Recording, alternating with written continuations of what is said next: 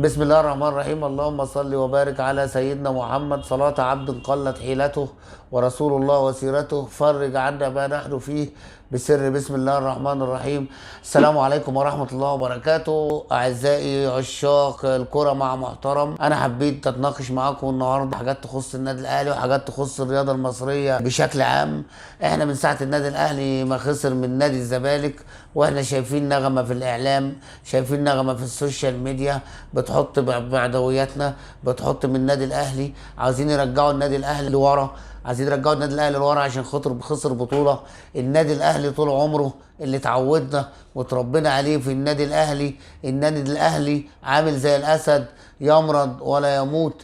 النادي الاهلي عمره ما بيرمي الفوطه، النادي الاهلي دايما بيفكر في بكره. لسه قدامنا حاجات مهمه كتير، لسه يعني قدامنا بطولات، قدامنا بطوله السوبر المصري خلاص قدامها 10 15 يوم، قدامنا بطوله الافرو اسيويه، قدامنا بطوله كاس العالم للانديه. النادي الاهلي يا جماعه في اخر 5 سنين واخد افريقيا 4 مرات، والبطوله الوحيده اللي احنا خسرناها من الوداد خسرناها بفعل فاعل. وانا باكد لك ان احنا خسرناها بفعل فاعل. النادي الاهلي لما بيجيب مدرب ما بياخدش افريقيا بنقول مشوه، ما يكملش في النادي الاهلي. النادي الاهلي على المستوى الفكري وعلى المستوى الثقافي وعلى المستوى الانشائي وعلى مستوى الاداره، النادي الاهلي فارق ما بين اي فرقه مصريه واي فرقه افريقيه 20 25 سنه ضوئيه، من ناحيه الانشاءات، من ناحيه الثقافه. النادي الاهلي يعتبر نادي مصري بفكر اوروبي، زي ما الناس كانت بتقول لك فريقين تراهن عليهم في فنيا، تراهن على الاهلي وتراهن على ريال مدريد. النادي الاهلي يا جماعه قلعه من قلاع، النادي الاهلي مش قليل، النادي الاهلي طول عمره كبير. كفايه انك تبص لبطولاته، كفايه تبص لانجازاته. ما يجيش حد يكلمنا ويجي يقول لك النادي الاهلي بيقع، النادي الاهلي عمره ما يقع. النادي الاهلي لسه من يومين 3 واخد ثالث العالم في بطوله اليد. النادي الاهلي لسه من يومين كسبان الزمالك في حاجه ستذكرها التاريخ كثيرا، اول هزيمه لنادي الزمالك من فريق نسائي لكره القدم. النادي الاهلي حاجه كبيره قوي، ما يجيش حد يصغرها في ايدينا. النادي الاهلي طول عمره بيرجع بعد الازمات اقوى. شفنا ازمات كتير في النادي الاهلي، لو تفتكروا زمان ايام الخمسه بتاعت صن داونز، الاهلي رجع مكه افريقيا كلها.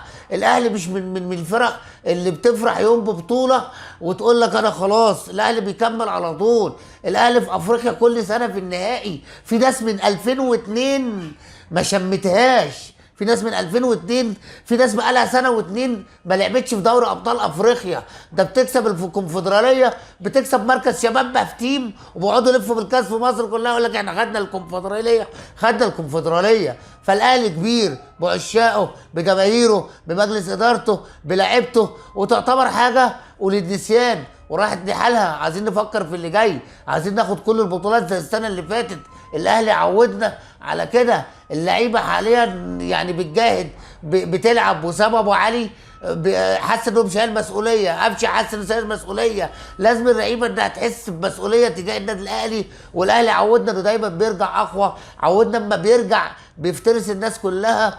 وكان في موضوع برضو تاني كنت عاوز اتكلم عليه، ازمه اثيرت في الاعلام بشكل كبير قوي، ازمه احمد القندوسي. احمد القندوسي طلع في احد القنوات الرياضيه وقال ان صفقه زين بالعيد المدافع الجزائري كانت هتتم بنسبة 70% لولا مجلس إدارة النادي الأهلي كان عاوز يفرض أحد الوكلاء، أو كان عايز يفرض وكيل معين عشان الصفقة تتم. النقطة التانية، النادي الأهلي راح منزل بيان إنه هيحقق مع أحمد القندوسي على الكلام اللي ذكره في أحد القنوات الرياضية. بعدها طلع زين بالعيد وعمل ستوري قال فيه ان النادي الاهلي مش طبيعته كده، وان امير شخص محترم، وان امير اتعامل معايا باحترافيه، وان الاهلي مش طبيعته كده. الاهلي طول عمره بالبلدي كده ماشي في السليم. وانا رايي الشخصي ان امير بالعيد طلع يتكلم على السوشيال ميديا بتعليمات من مجلس اداره النادي الاهلي.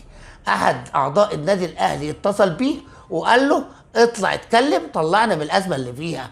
احنا طالعين سماسره في الاعلام، احنا شكلنا بقى وحش، اطلع دافع عننا.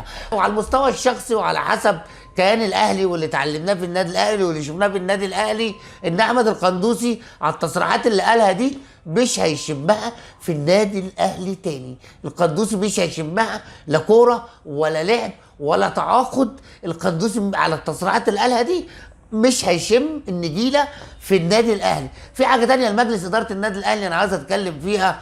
كل صفقه تجيلنا بنلاقي اللغط جاي من الكابتن امير توفيق، دايما في لغط.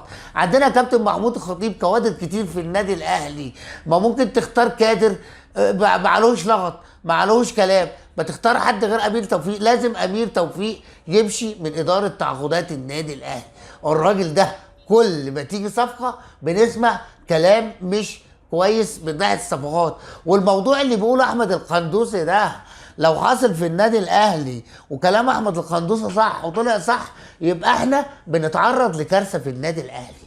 يبقى احنا اللي بنقوله على الادارات التانيه، وانا بعني بمعنى الادارات التانيه ان جايبه احد وكلاء اللعيبه ومشغلها سمسره، يبقى احنا عملنا زينا زيهم.